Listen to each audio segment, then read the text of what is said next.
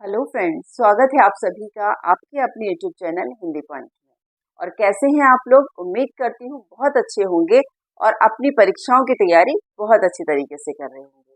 Friends, आज मैं लेके आई हूँ छंद का टॉपिक, जो कि आने वाले टीजीटी या पीजीटी या बोर्ड की परीक्षाओं में जो 11th 12th में जो लोग इलेक्टिव हिंदी चूज करते हैं उसकी दृष्टि से बहुत महत्वपूर्ण है।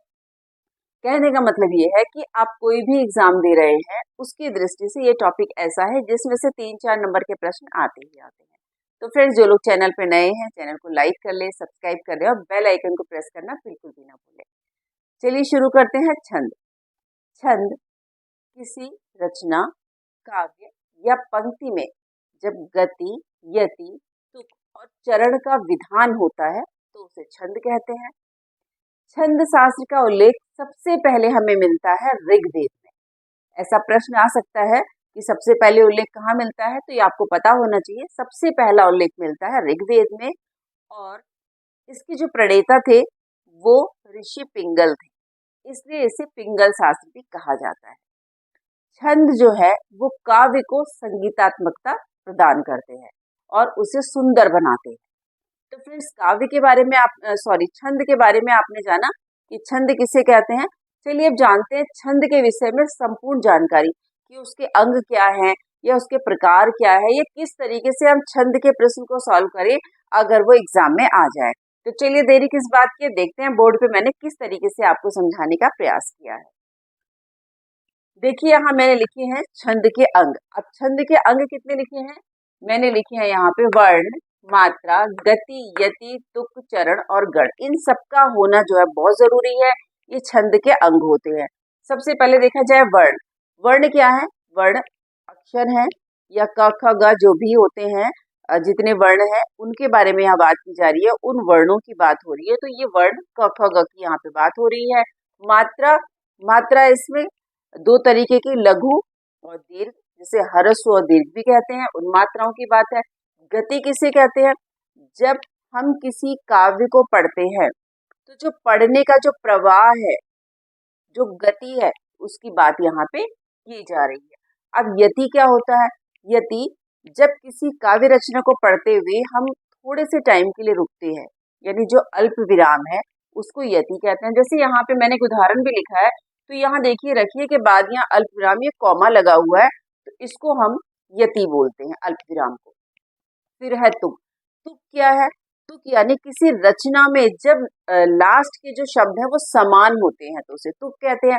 जैसे यहाँ पे मैंने लिखा है, लास्ट में आया है सून और यहाँ आया है चून, तो दोनों में जब समान शब्द होते हैं तो वो तुक होता है। चरण। चरण क्या होते हैं? ये किसी भी रचना का जो चौथाई भाग होता है वो चरण होता है। इसको देखिए ऐसे समझेंगे, जैसे मैंने यहाँ लिखा है, रहीमन पानी राखिए बिन पानी सब सून और पानी गए न उबरे मोती मानस चून। तो इसमें पहला चरण हो गया रहीमन पानी राखिए और दूसरा चरण हो गया बिन पानी सब सून। तो चरण आप लोग समझ गए होंगे, किसी भी काव्य रचना में जो किसी काव्य रचना का चौथाई भाग होता है वो चरण होता है। और गण क्या होते हैं? ये 3 अक्षरों का समूह होता है। तो आप लोग समझ गए इसके जो अंग है छंद के, उनको अच्छी तरीके से, ऐसी मुझे उम्मीद है आप समझ गए होंगे।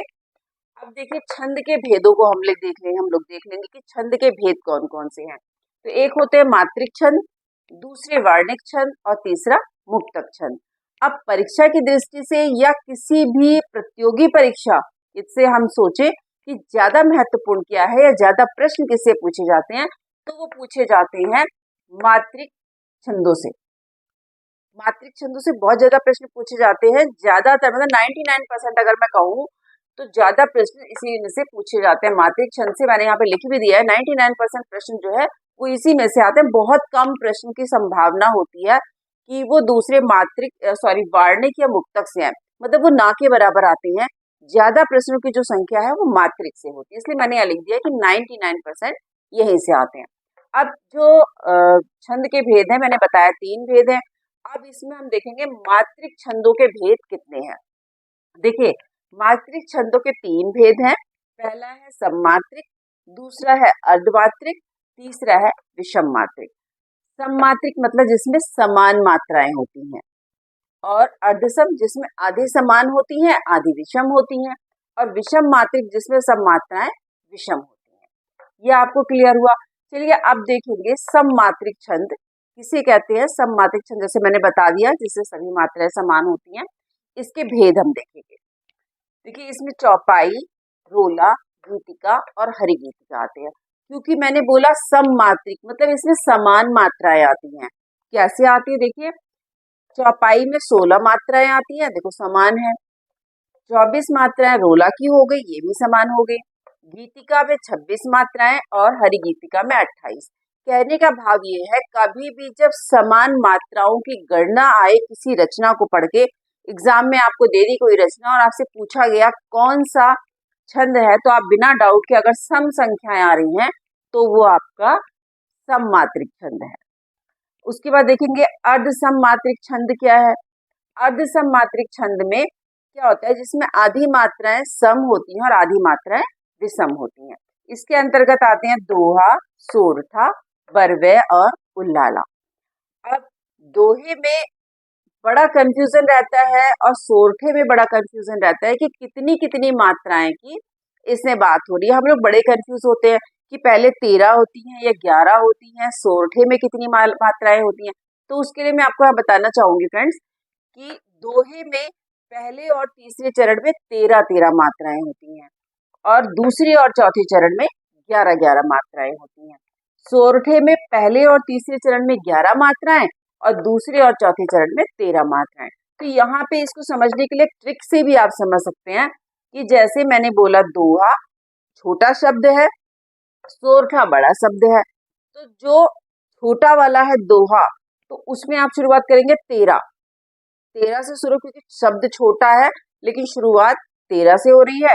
सोरठा 3 अक्षरों का यानी बड़ा है, उसकी शुरुआत 11 से हो रही है। तो मतलब जो बड़ा है वो छोटा है, जो छोटा है वो बड़ा है। मतलब जो बड़ा शब्द है सोरठा उसकी शुरुआत जो है वो 11 मात्राओं से होगी और दोहे की शुरुआत 13 मात्राओं से होगी। तो ये ट्रिक से आपको बड़ी आसानी से समझ में आएगा कि दोहे में हमेशा पहले और तीसरे चरण में जो है वो 13 मात्राएं और सोरठे में पहले और तीसरे चरण में 11 मात्राएं और बरवे में 12 और 7 मात्राएं।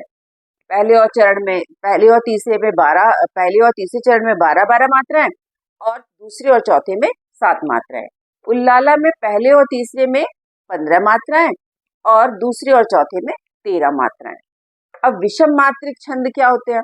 विषम मात्रिक छंद कुंडलियां, छप्पय। अब ये बनते कैसे हैं।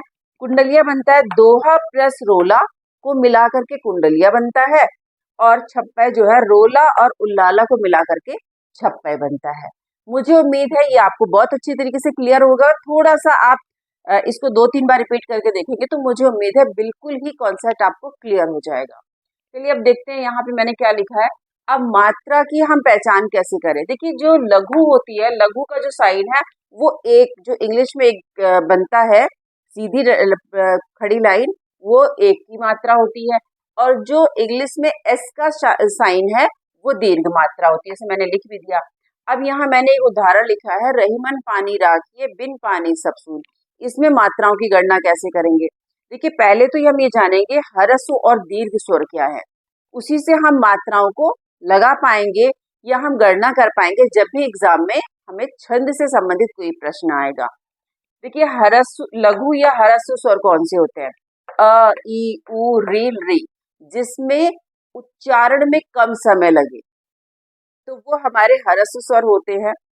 और दीर्घ या गुरु स्वर आ, ई, उ, ए, ऐ, ओ, औ, मतलब जिसमें उच्चारण में ज्यादा समय लगे, जिसमें बड़ी मात्राओं का यूज हो, वो हमारे दीर्घ या गुरु स्वर होते हैं। ऐसे ही यहाँ पे जब मैंने ये उदाहरण लिखा है, इसमें मात्रा लगाएंगे तो मैंने मात्रा लगा दी है, लेकिन मैं एक्सप्लेन कर दूंगी आपको कि मैंने किस हिसाब से ये मात्रा लगाई हैं। देखिए रहीमन, अब रहीमन में र है, इसमें कोई बड़ी की मात्रा है, बड़े आ की मात्रा नहीं है, तो एक मात्रा आ गई। रहीमन क्योंकि छोटी ई की मात्रा है तो ये भी क्या है, लघु स्वर है, तो लघु में एक मात्रा आ गई रही। और म में एक मात्रा, न में एक मात्रा, क्योंकि इसमें आ की मात्रा नहीं है, ई की मात्रा नहीं है, कोई दीर्घ स्वर नहीं है, तो रहीमन में एक एक की मात्रा आ गई। और पानी में, क्योंकि पानी में भी बड़े आ की मात्रा है और नी में भी बड़ी ई की मात्रा है, तो दोनों हमारे दीर्घ स्वर हो गए, तो एस का साइन लगेगा, दो दो मात्राएं यहाँ पे लगेंगी। अब राखिए में, राखिए क्योंकि दीर्घ स्वर आ रहा है, तो रा मतलब आ की मात्रा आ रही है, तो यहाँ पे दीर्घ एक मात्रा आ जाएगी, और राखिए क्योंकि छोटी की मात्रा है, तो एक मात्रा जो है यहाँ पे आएगी लघु की, और ए आ रहा है राखिए, तो यहाँ पे दो मात्राएं आ जाएंगी। तो इस तरीके से अगर हम काउंट करें तो कितनी मात्राएं हो गई, 1 2 3 4 5 और 6 7 8 9 10 11 12 13, यानी पहले चरण में 13 मात्राएं इसमें आ रही हैं। फिर देखिए बिन में हम मात्राएं लगाएंगे, बिन क्योंकि बी जो है वो लघु स्वर्ग है, तो इसमें स्वर है, तो एक मात्रा आ गई। न भी जो है लघु स्वर है, तो इसमें भी एक मात्रा। अब पा जो है वो दीर्घ स्वर हो गया, तो दो मात्रा। नी जो है दीर्घ स्वर हो गया, तो दो मात्रा। सब जो है दोनों में एक एक मात्रा आएंगी क्योंकि दोनों लघु है। अब सून में जो है दोनों लघु स्वर है, तो इसमें एक एक मात्रा आएगी। अब इसकी काउंट कर लेते हैं, 1 2 3 4 5 6 7 8 9 10 और 11। तो यहाँ पे एक जो मात्रा है वो बड़े दो की मात्रा आएगी। अब हम काउंट करेंगे, 3 4 5 6 7 8 9 10 और 11, 11 मात्रा इसमें हमें दिखाई दे रही हैं। फिर देखिए पानी, पानी में दो मात्रा आएंगी। पा में भी बड़े आ की मात्रा है, यानी दीर्घ स्वर है। नी भी जो है वो दीर्घ स्वर है, तो इसमें दो दो मात्राएं आ गई। और ग में एक मात्रा आएगी, ए में दो मात्रा आएंगी, तो गए। न में एक मात्रा आ जाएगी। ऊ बड़ा ऊ है, दीर्घ स्वर है, तो दो मात्रा। ब में एक मात्रा और र में दो मात्रा। तो इस तरीके से इन मात्राओं को काउंट करें तो ये 13 होनी चाहिए। 2 दूनी 4, 1 5 6 7 8 9 10 11 12 और 13, यानी 13 मात्राएं पहले चरण में इसमें आ गई। फिर है मोती, तो मो ये भी दीर्घ स्वर है, ती दीर्घ स्वर है, तो दोनों में दो दो मात्राएं आ गई। माँ, माँ जो है दीर्घ स्वर है, तो दो मात्राएं। नू में एक मात्रा, श में एक मात्रा, चू में बड़ी ऊ की मात्रा जो है, तो इसमें दो मात्राएं और न में एक मात्रा। अब काउंट करेंगे इन्हें, 2 दूनी 4 5 6 7 8 9 10 11, 11 मात्राएं जो है इसमें आ गई। तो इस तरीके से आपने देखा कि जब हम मात्राओं को लगाते हैं तो हमें ये पता होना चाहिए कि लघु स्वर और दीर्घ स्वर क्या है। जब तक हमें ये पता नहीं होगा कि लघु स्वर और दीर्घ स्वर क्या है, हम मात्राओं को अच्छी तरीके से नहीं लगा सकते। या यूं कह लीजिए कि जब भी कोई प्रतियोगी परीक्षा देने जाएंगे या कोई भी एग्जाम देने जाएंगे तो हम उसका आंसर नहीं कर पाएंगे। फ्रेंड्स, आप लोग इसका स्क्रीनशॉट जरूर लीजिएगा, क्योंकि जिस तरीके से मैंने ये चार्ट बना दिया, आपका बहुत हद तक आपका जो आने वाला एग्जाम है इससे ही आपका सॉल्व हो जाएगा, काफी कुछ आपको हेल्प मिलेगी। आई होप आपने स्क्रीनशॉट ले भी लिया होगा। तो छंद का जो टॉपिक है, ज्यादातर मैंने बताया इसमें से क्वेश्चन जो बनते हैं 99% बनते हैं मात्रिक छंद से। वार्णिक छंद या फिर मुक्तक छंद, इसमें से बहुत कम प्रश्न पूछे जाते हैं। तो मात्रिक छंद का ही सारा खेल है। तो फ्रेंड्स, आज की वीडियो आपको कैसी लगी आप कमेंट सेक्शन में जाकर के जरूर बताइएगा, और आपके कमेंट और लाइक जो है मुझे और अधिक मोटिवेट करते हैं कि मैं आपके लिए आने वाले टाइम में और अच्छी अच्छी वीडियोस लेकर के आऊँ। तो फ्रेंड्स, आप लोग करिए अपनी परीक्षाओं की तैयारी, और मैं चलती हूँ अपनी नेक्स्ट वीडियो की तैयारी में। तब तक के लिए जय हिंद, जय भारत।